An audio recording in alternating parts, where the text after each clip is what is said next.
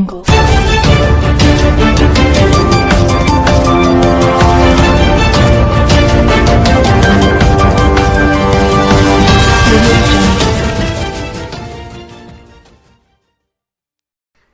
علیکم، Asia 41 news کے ساتھ میں ہوں آپ کی میزبان انعقاد۔ خبر شامل کرتے ہیں لودھراں سے ہمارے بیورو چیف شہید کے مطابق آئی جی پنجاب کی ہدایت پر جاوید اسلام شہید پولیس لائن میں جنرل پریڈ کا انعقاد۔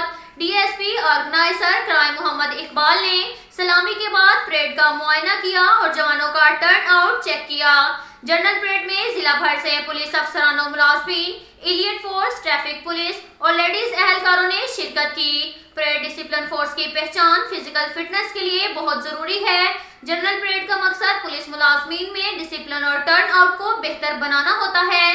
مخلوق خدا کی خدمت کو اپنا وتیرہ بنانا ہوگا۔ آخرت کی جواب دہی کا احساس ہمارے اندر ہر وقت موجود ہونا چاہیے۔ اب تک کے لیے اتنا ہی کافی ہے۔ ملتے ہیں اگلے بلیٹن میں، ہمارے ساتھ